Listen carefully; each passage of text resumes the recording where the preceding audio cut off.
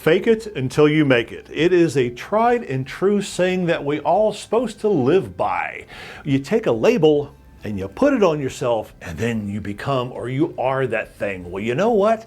It has a real dark side too.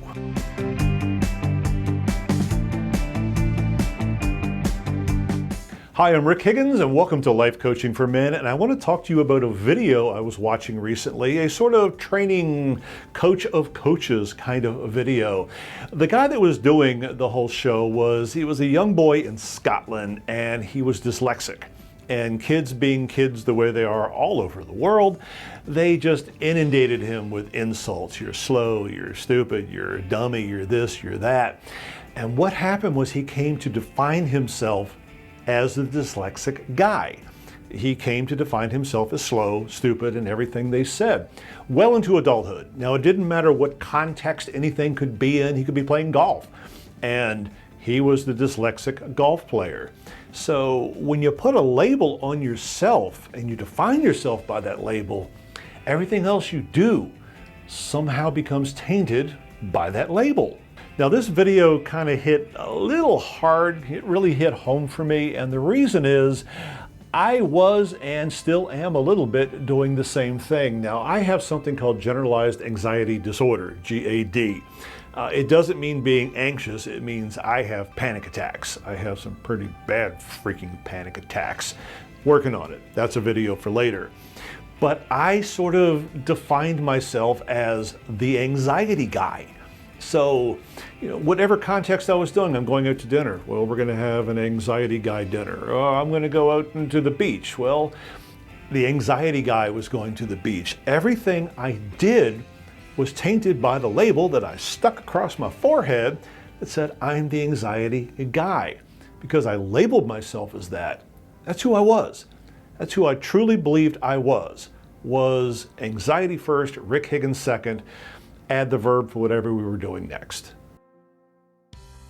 Now, for some reason, and I'm still not entirely sure why, I decided I didn't want to do that anymore. And I think it had a little bit to do with watching the Scottish guy talk about it, but a little before that, I was thinking, I don't want to be the anxiety guy anymore. I don't want it to define my life. I don't want to plan my life around whether or not I need to bring my Xanax with me. So what I did was decided to start making real changes. Now, for me, that was, seeing a therapist, seeing a doctor to get off the Xanax and something that would actually help me instead of just mask it. There was a whole list of things that I decided that I was going to do. And I started doing them because that's where I wanted to be. And then I saw this video. And I went, oh, there's actually another problem. I've got a sort of a double-barreled path thing I have to follow. One is I have to address my anxiety, obviously. The other one is I have to address the way I think about my anxiety and me. So now there are two things, because if I fix this, well, this doesn't matter. If I fix this, they play off each other. You absolutely have to have both. So yeah, I'm working on my anxiety. I am working on all of the medical and underlying and PTSD things that are get into it, but I'm also defining and changing the way I label myself. And I'm choosing to label myself as Rick Higgins now, period. Now, as easy as that sounds, it's actually a whole lot harder than, well, it sounds. And I want to sort of explain that because I'm discovering this now and it is surprising the crap out of me and kind of scaring me as well. The closer you get to that goal of unlabeling yourself, the harder it becomes. And it sounds strange. Now, for a while there, I was having these level 9, 10, 57 anxiety attacks just about every single day. And because I have been addressing it, I go a week without them and then maybe have a couple days of level 3 and 4s. Those 3s and 4s are actually, I'm having a harder time dealing with them than the big major ones. And I don't quite know how to explain it, but I think as we start lessening what we believe ourselves to be, as we start lessening whatever it is that is causing us to label, I don't know if we start getting used to a little taste of freedom, and then anything at all, in my case, any anxiety at all, just sort of, really ratchets up the old meter in the wrong direction. I think it's conditioning in a way. Like I don't even remember I used to do this, but I had this analogy for something where you had, some guy walks up and just starts thwacking you in the forehead every single day. Well, you come to expect it. You come to hate it. It defines your life. You're the forehead thwacky guy. Well, he goes away for a month and you don't get thwacked and you get used to life without thwacking. All it takes is one and it brings everything back. And so I think that's a lot of what's going to be happening. And if you yourself are fighting a something and also the label of that something, kind of be aware that as you're transitioning, as you get closer to the goal, while you do feel better, you have to redouble your efforts in your mind about that label.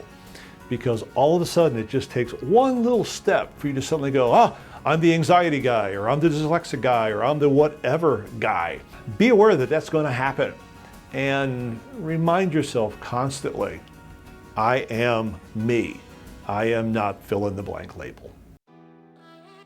Now the overall, when you take what it is you're trying to solve and you're taking the label and you're putting it together, basically what it means is you are learning, you are trying to bring yourself together as a whole. And that is admitting that you have flaws, admitting that you have problems, and realizing that you don't have to define and label yourself based on all of that. We all have them. I have dozens and dozens of labels, of things that I could apply to me, but I don't. Why did I pick that one? So I could have picked any of them on any given day. Maybe tomorrow I'm that slightly balding guy. We don't need to pick a label to define us. Labels sort of define something we do, or something we're fighting, or something we're good at, or something we're bad at, but they don't have to define who we are. We all have flaws, we all have strengths, we are all very complex. So if you're going to put a label on it, put them all on there. Otherwise, don't put any. So I hope that if there is something that sort of defines you right now and it's not defining you in the greatest of way, now, if you were a wonderful singer or a cello player, then yeah, maybe you could use a label or at least have other people use that label for you. But if you two are fighting the way you label and define yourself, I hope some of my words and some of my experiences can bring you some ideas and solace and maybe some impetus for change, because you can grow out of it. You can face what ails you and face what ails yourself. So with that, be healthy, be happy, wear a damn mask because we're still in the midst of all of this, and we'll talk to you real soon.